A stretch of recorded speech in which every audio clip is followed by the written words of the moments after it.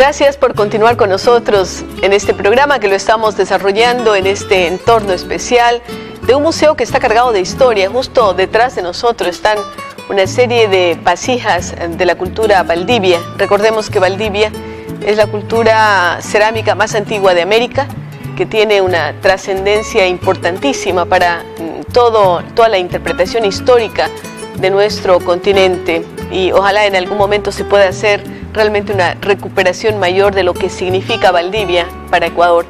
Y queremos dar la más cordial bienvenida a dos personas inquietas por la historia. Se trata de Ángel Emilio Hidalgo. Él es un historiador, tiene un máster en historia, ha escrito varios libros y está toda su vida dedicado al análisis de la historia. Y por otro lado tenemos al doctor Enrico Bonan Hapse. Él es un psicólogo clínico, es médico, también decía interesado por la historia y por rasgos especiales de la historia y por temas especiales de la historia. Así es que va a ser un encuentro para conversar precisamente sobre este amor por la historia. Yo me temo que a veces los más jovencitos no se preocupan tanto por la historia y se pierden raíces e identidad. ¿Qué opina usted, Ángel Emilio, sobre esto que acabo de decir? Sí, concuerdo con usted, porque el problema es que tradicionalmente el sistema educativo ecuatoriano ha sido un sistema castrador, un sistema que no ha dejado que los estudiantes puedan desarrollarse por su cuenta, de tal manera que además uno de los grandes problemas también es que se ha enseñado la historia de manera memorística. La historia, tal como nosotros la aprendimos en el colegio, solo es una repetición de fechas, nombres, además de los grandes, entre comillas, grandes personajes de la historia, los reyes, los presidentes, los caudillos. Y la gente lo siente vacío. La gente lo siente vacío, efectivamente, claro, porque no llega a la cotidianidad de las personas. ¿Qué dice usted, Enrico, sobre esto que acabamos de mencionar, de que la gente no ama la historia y por lo tanto pierde raíces y pierde identidad? Sí, concuerdo totalmente, porque a mí me motivó un poco. Yo soy psicólogo clínico, trabajo en psicología, y alguien me preguntaba por qué escribiste un libro un poco de historia de Guayaquil, sobre la fragua de Vulcano. Yo estaba interesado ayudándole a mi hijo a estudiar y leí un poco sobre estos nuevos textos de historia y se había obviado la frase, el nombre de la fragua de Vulcano. Esos textos de historia actuales parece que sí, son un absurdo, ¿no? Y cada vez se van haciendo más pequeñitos, sí, ¿no? Y entonces son unas pastillas. Se había olvidado el término y la frase de la fragua de Vulcano, que para nosotros los guayaquileños ha significado pues el motor del movimiento independentista nacional. Y entonces yo me puse a cuestionar por qué. Y comencé a investigar y eso me motivó. O sea, como decía nuestro querido amigo, que todo es repetición por repetición, pero se va olvidando el contexto, la pertenencia, la identidad. Y entonces no nos motivamos a investigar un poco más. Estamos perdiendo identidad. Es verdad. Ángel Emilio, ¿cómo empieza usted a interesarse por la historia y rompe aquello de solamente las repeticiones y se fascina por la investigación? Yo me intereso en la historia cuando soy un estudiante de Ciencias Políticas en la Universidad Católica de Santiago de Guayaquil. Conozco a investigadores, historiadores y genealogistas y poco a poco comparto con ellos ese mundo y esa pasión que es la investigación histórica, sobre todo de fuentes primarias. Se da fundamentalmente ya en los años universitarios, sí, su encuentro con la historia. En mis años universitarios. ¿Y usted se siente fascinado por algunos personajes como Bolívar? Por ejemplo, aquí está un libro escrito por nuestro entrevistado, se llama El pensamiento integracionista de Simón Bolívar. ¿Cómo es que usted decide investigar? Parecería que todo está dicho ya sobre Simón Bolívar. Hay tantos investigadores, historiadores que han escrito pues miles de páginas, inclusive el propio Bolívar dejó muchos textos escritos. Sí, se ha escrito mucho sobre Bolívar, sin embargo, considero que las interpretaciones que se han hecho sobre Bolívar predominantemente han sido interpretaciones vinculadas con la historia nacional, es decir, con una historia oficial, justamente lo que acabamos de comentar, repleta de grandes nombres, de grandes caudillos, y no se han detenido los historiadores a analizar las implicaciones no solamente políticas, sino también sociales, culturales y también del propio individuo, entender quién fue, cuál era su círculo en el cual él actuaba, quiénes eran sus amigos, qué lecturas tenía, etcétera, para poder entender sus pensamientos. Es decir, un hombre más cercano al público que lo está leyendo, a las nuevas generaciones. ¿Sí? Más cercano a la realidad, bajarlo del pedestal del mito a Bolívar. Ese fue principalmente el objetivo que yo tuve al escribir este libro sobre el pensamiento integracionista de Simón Bolívar, que es un libro de historia intelectual, pero la historia intelectual es parte también de la historia social. Entonces implica un análisis no solo del personaje, sino de la sociedad de ese tiempo, en la cual evidentemente el personaje jugó un papel importante.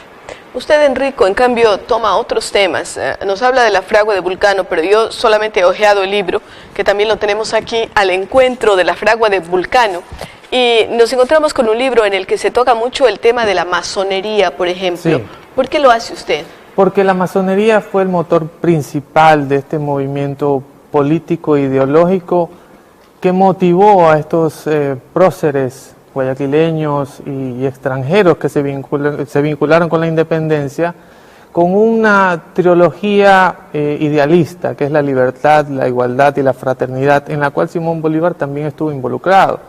Y este padre, gran padre de todos estos libertadores, el generalísimo Francisco de Miranda, fue el que impulsó, el que generó toda esta ideología, ¿no? Desde Europa. Y él era perteneciente a la masonería. Claro, la masonería en ese momento era como una especie de crisol de gente que quería cambios, ¿no? Que quería un poco separarse de lo que venía de antiguo, solamente esos vínculos con la gran metrópoli, en este caso Así España. Es. Y además que se convertía en un movimiento novedoso, en los cuales se generaban un pensamiento hacia adentro, porque no podía ser expuesto hacia afuera, con grandes juramentos internos de luchar por la independencia. Entonces se crearon estas organizaciones pequeñas, privadas, que se llaman logias, y fueron estas logias que fueron llegando a América, y de ahí fueron reclutando personas para luchar, ya en secreto, cuando se diera el momento, por la libertad. Entonces sí es importante el análisis de este movimiento masónico tomado desde el punto de vista ideológico-político, porque si no lo vemos en ese contexto también, nos perdemos mucho del movimiento detrás de la libertad de nuestros pueblos. ¿Y usted por qué se interesa específicamente por este tema de la masonería? ¿Lo hace desde el punto de vista de psicólogo clínico o lo hace como estudioso de la historia? Bueno, a mí me interesan mucho los temas en donde el ser humano está involucrado, todos los movimientos psicológicos, populares, ideológicos, que muevan al ser humano. Siempre el ser humano tiene una motivación detrás. Y si no entendemos esas motivaciones que están detrás del ser humano, no entendemos qué está pasando a su alrededor y qué está pasando en la proyección de él hacia su futuro.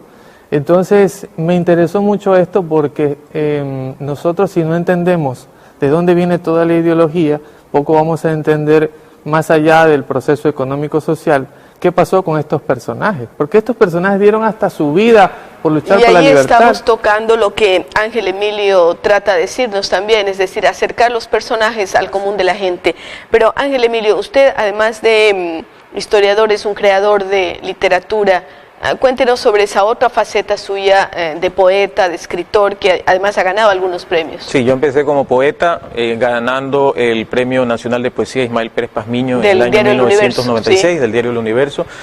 Ese libro salió publicado el año siguiente, en 1997, se llama Beberás de estas aguas, ese fue mi primer poemario. El segundo poemario lo publiqué en el año 2003 y también obtuvo un premio, el premio muy ilustre Municipalidad de Guayaquil, una mención de honor. Se llama El trazado del tiempo, y el tercer poemario se llama Fulgor de la derrota. Son 3 los poemarios que he escrito de manera individual, además de eso he participado y he sido parte de antologías de poesía a nivel nacional e internacional. Usted va combinando entonces estudios históricos, poesía, docencia también. Sí, por supuesto, soy catedrático universitario. Porque se vive, no se vive de la poesía y de la historia, pienso que no tanto, no se vive de la poesía. La historia, afortunadamente, sí me ha dado la posibilidad de poder dedicarme a la investigación y a la docencia. Y a la docencia, claro. Trabajo en 3 universidades de aquí de la ciudad de Guayaquil y me formé en Quito porque yo estudié en la historia en la Universidad. No había muchos lugares donde se pudiera, y creo que no los hay mucho, ¿no? Donde se pudiera estudiar historia. De hecho, en algunos momentos hasta la Católica dejó sin abrir ciertos cursos porque no tenía suficientes alumnos, ¿no? Así es. ¿Qué está pasando? Y aquí en Guayaquil, ¿usted siente que se ha recuperado unas ganas de estudiar, de volver la mirada, de investigar?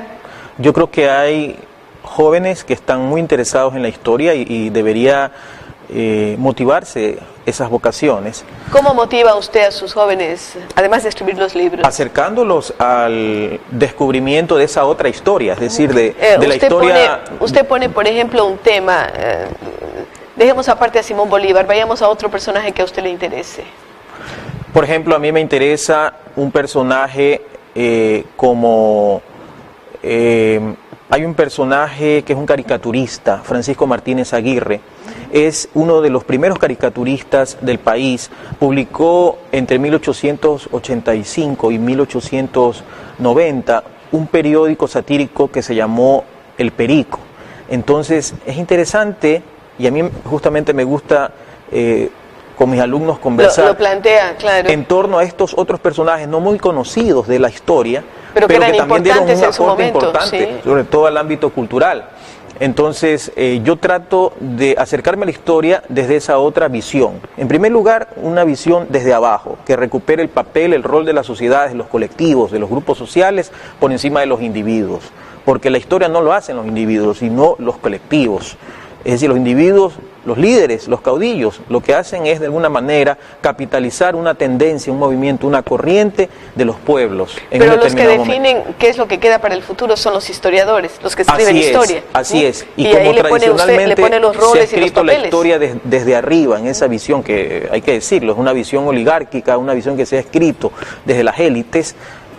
Considero que también es importante recibir esa otra versión de la historia. Y las mujeres podríamos quejarnos de que es una visión solamente desde el lado de los hombres, porque las mujeres casi no hemos escrito historia, ¿no? Siempre ha sido escrita desde la visión masculina. Definitivamente. Pero vamos ya para ir terminando, Enrico. ¿Cómo usted combina su tarea de psicólogo clínico con la de investigador de la historia, investigador de fenómenos paranormales, hipnosis, estudio de los masones, etcétera?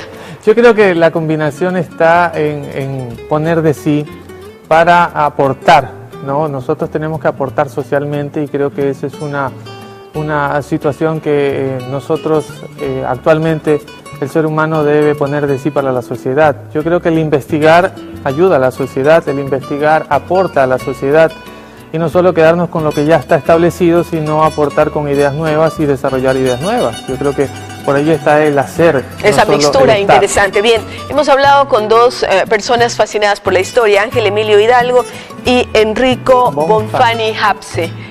Los dos, desde sus ángulos, llegan prácticamente a las mismas conclusiones, a la importancia de la historia, a la importancia de la identidad y a promover entre los jóvenes el estudio y la búsqueda de esos rasgos que nos identifican como pueblos. Gracias a Ángel Emilio y a Enrico, y con ustedes continuamos luego de una pausa.